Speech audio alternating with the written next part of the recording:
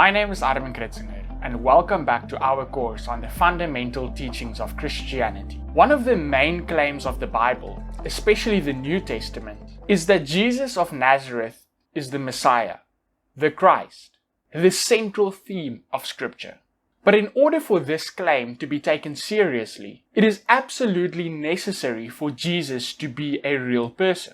So is he a real person? How do we know that the biblical writers and authors didn't just invent him? How can we be certain that Jesus was a real historical person?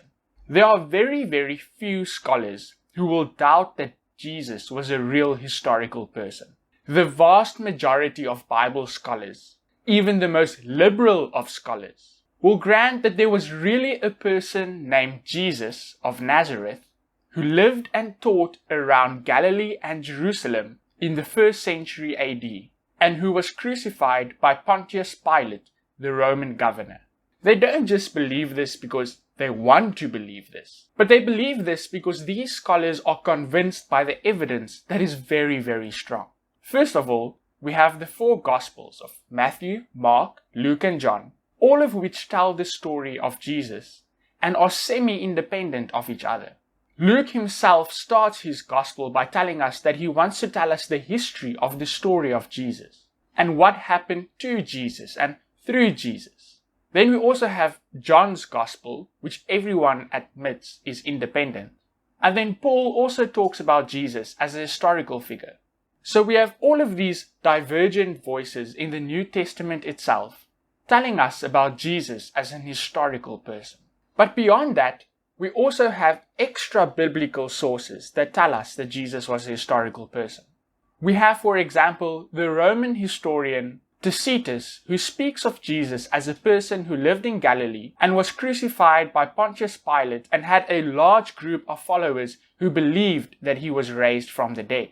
Tacitus was not a follower of Jesus, but he definitely believed that Jesus was a real person, and he also believed that Jesus had many followers who believed that Jesus was resurrected from the dead. In chronicling the burning that took place in 64 AD, Tacitus mentions that Emperor Nero falsely blamed the persons commonly called Christians, who were hated for their enormities. Christus, the founder of the name, was put to death by Pontius Pilate, procurator of Judea in the reign of Tiberius. Shortly before Tacitus penned his account of Jesus, Roman governor Pliny the Younger wrote to Emperor Trajan that early Christians would sing hymns to Christ as to a god. Some scholars also believe Roman historian Suetonius references Jesus in noting that Emperor Claudius had expelled Jews from Rome who were making constant disturbances at the instigation of Christus. And then we also have Josephus, the Jewish historian, who is considered by some to be far and away our best source of information about 1st century Palestine, who lived in the 1st century AD and who would have been a late contemporary of Jesus and his disciples, maybe a young man during that time. In his 20-volume history of the Jewish people, written around 93 AD, Jewish Antiquities, Josephus talks about this Jesus of Nazareth, who preached that he was the Messiah, who had a following who believed that he was the Messiah, who was crucified under Pontius Pilate, and who his disciples believed that he was raised from the dead. So we have all of these different voices testifying to the fact that Jesus was a real historical person. Occasionally someone will come along and say, Jesus is just a myth, he wasn't a real person. But that is just contrary to the facts. The evidence for the reality of Jesus as a person is just overwhelming.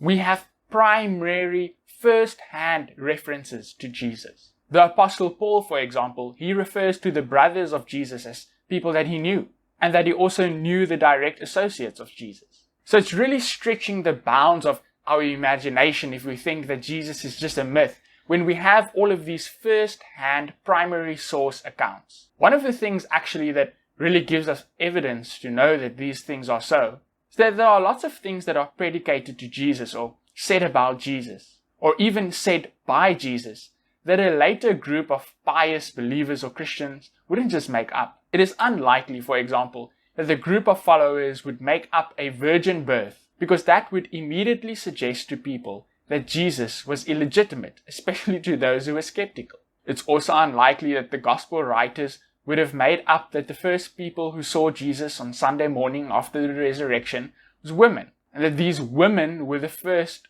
witnesses of his resurrection.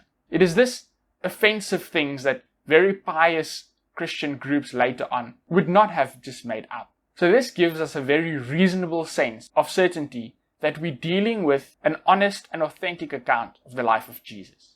According to History.com, Lawrence McCurtier, Associate Professor of Library Science at Purdue University and author of a 2015 Biblical Archaeology Review article on the extra-biblical evidence of Jesus, notes that there was no debate about the existence of Jesus in ancient times. Jewish rabbis who did not like Jesus or his followers accused him of being a magician and leading people astray, but they never said he didn't exist. Lots of places claim to have this artifact of Jesus or that artifact of Jesus, but there seems to be no convincing evidence. This leads some people to doubt because they seem to find no archaeological record.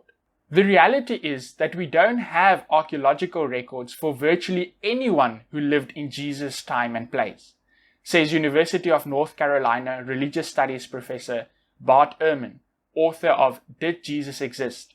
The Historical Argument for Jesus of Nazareth. The lack of evidence does not mean a person at the time didn't exist. It means that he or she, like 99.99% of the rest of the world at the time, made no impact on the archaeological record. According to LiveScience.com, most theological historians, Christian and non-Christian alike, believe that Jesus really did walk the earth. Compare that, for example, with King Arthur, who supposedly lived around 500 AD.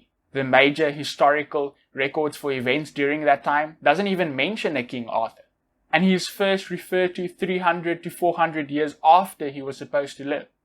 The evidence of Jesus is not limited to later folklore, as it is in the case of King Arthur. Strikingly, there was never any debate in the ancient world whether Jesus of Nazareth was a real historical person.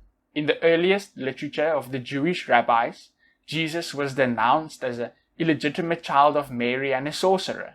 Amongst pagans, the satirist Lucian and philosopher Celsus dismissed Jesus as a scoundrel, but we know of no one in the ancient world who questioned whether Jesus actually lived.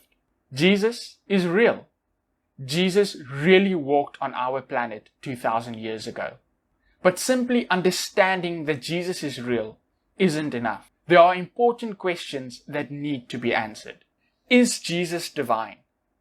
Is Jesus the promised Messiah? Join us as we investigate the truth about Jesus.